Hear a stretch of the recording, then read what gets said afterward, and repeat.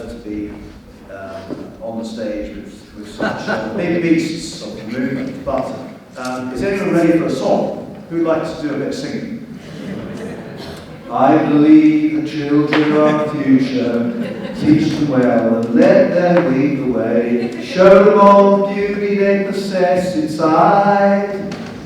Give them a sense of pride to make it easier. Let the children's laughter remind us how we used to be. Well, we didn't spend our childhood covering our faces. When I was a lecturer at King's College London, I observed changing culture among students over time. We seem to have gone from fun-loving risk-takers to rule-following worriers. Universities were expected to be in locus parentis, treating students not as independent adults, but vulnerable fledglings. In the book, Coddling of the American Mind, Greg Lukianoff and Jonathan Haidt noted three flawed beliefs. Firstly, the untruth of fragility. Setbacks, ordinary setbacks, become trauma.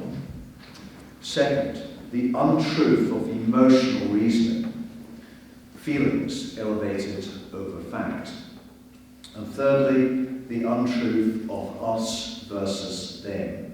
The other side, usually people with traditional or insufficiently woke opinions, are not only wrong, but immoral and must be deplatformed.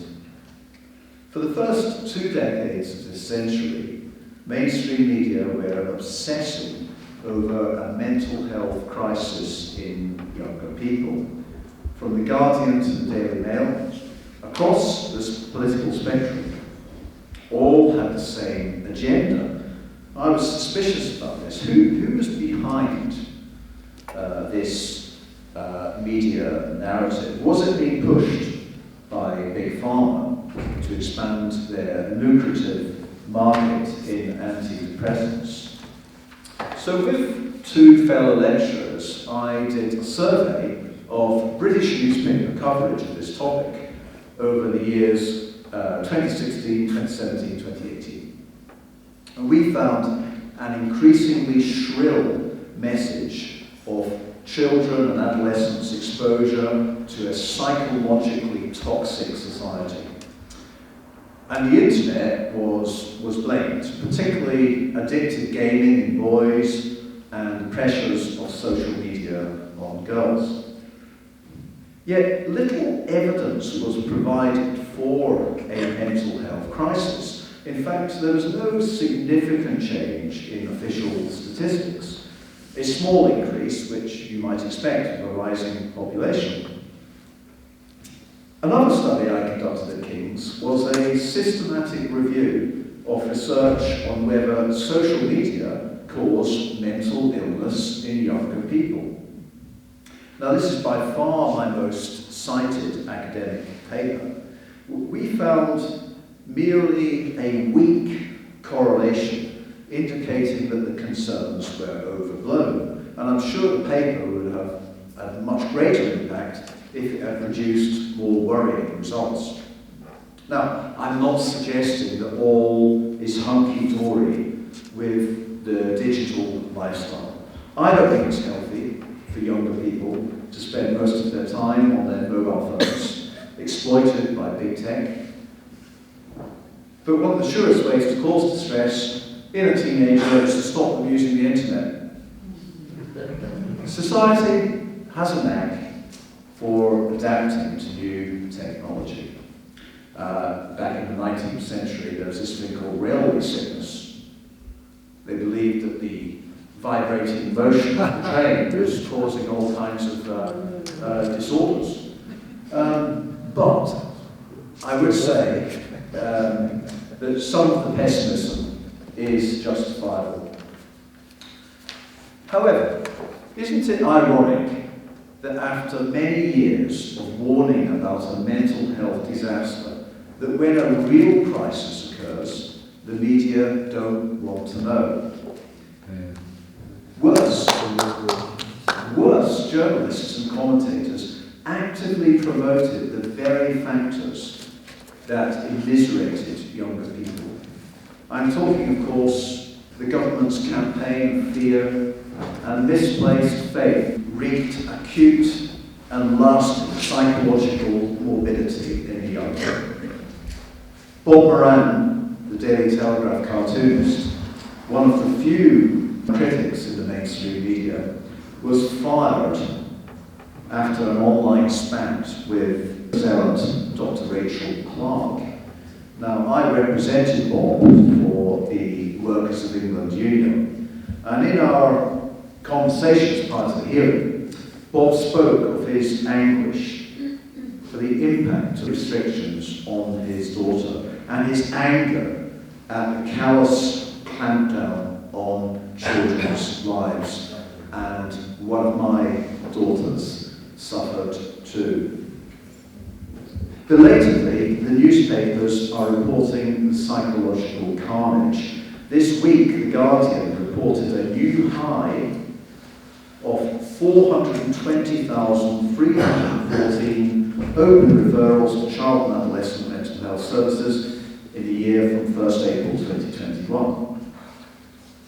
But this is blamed on the rather than policy. Adults too are afflicted. Lonely, old people stuck at home, terrified to go out. When they did go out, covering their faces. In care homes, people with dementia, unable to recognise their carers while deprived of family visitors. And consider the appalling effect on the autonomy of health and social care workers. After working through the challenges, honoured with the public clapping ritual on Thursday evenings, they were threatened with dismissal if they refused the injections. Thousands of doctors and nurses succumbed to the no jab, no job tyranny, only to find the mandate revoked. This was psychological abuse by the government. He's on a power grab to ensure global compliance for a future response. This means that unelected bureaucrats will determine whether you can leave your house or meet friends and family. They could order closure of schools, enforce masks, and detain healthy people in camps. I'm sure most of you here tonight would find this abhorrent. But sadly, the majority of the public still hasn't woken up. They would shrug their shoulders at a treaty that overrides national democracy. China, the land of zero extremism, seems to be the model for public health dictatorship. The Lancet published an article titled "Life-Saving in Shanghai." But all the people are starving in their imprisonment while countless residents jump to their deaths from high-rise apartment blocks. It's no exaggeration to describe behaviour as a cult.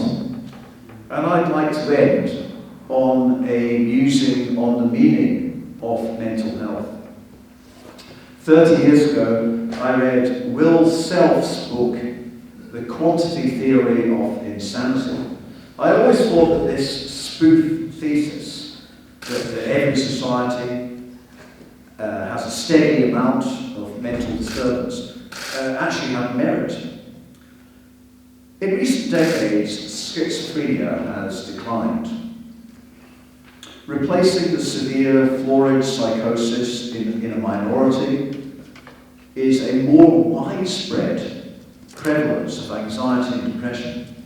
And these conditions were ripe for mass hysteria.